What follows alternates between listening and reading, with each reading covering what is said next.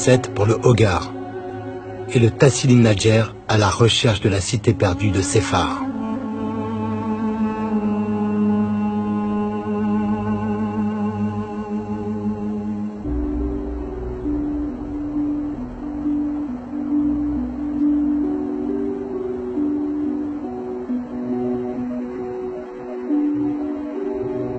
J'ai bu l'eau des Gueltas, pris soin de ne pas boire en même temps que les chèvres.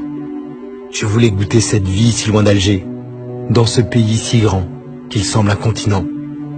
En fait de chèvres, on croise de rares mouflons tant le relief est escarpé.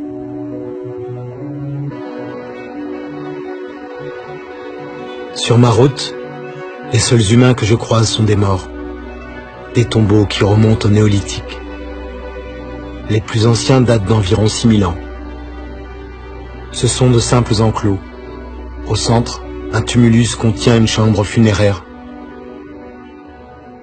Seuls les hommes y sont enterrés, couchés sur le côté, la tête vers l'Orient.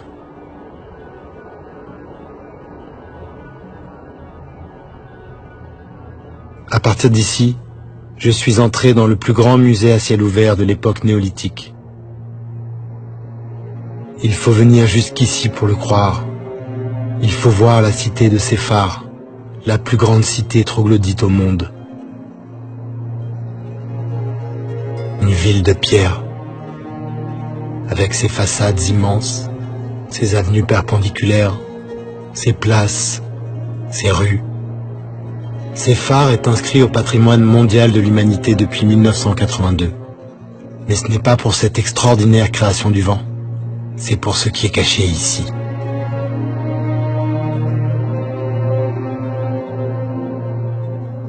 15 000 dessins et peintures rupestres ornent les murs de cette monumentale cité naturelle. Séphar du Tassili Nadjer est un des plus vastes ensembles d'art rupestre préhistorique au monde. On y découvre d'immenses récits de guerre, de conquête, de civilisations perdues.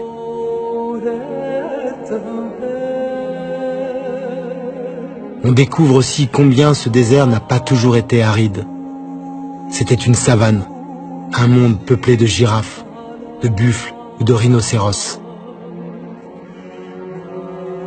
15 000 œuvres qui racontent 6 000 ans de changement du climat, de migration de la faune et d'évolution de la vie humaine aux confins du Sahara, comme un grand livre du désert.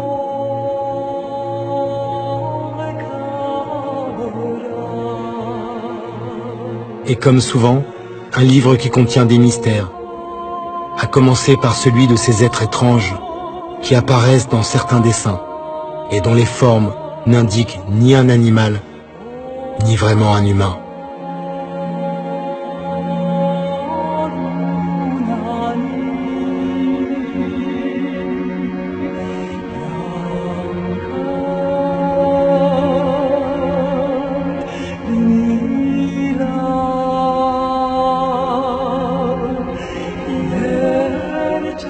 Rares sont les voyageurs qui s'aventurent au-delà de la cité de Séphar.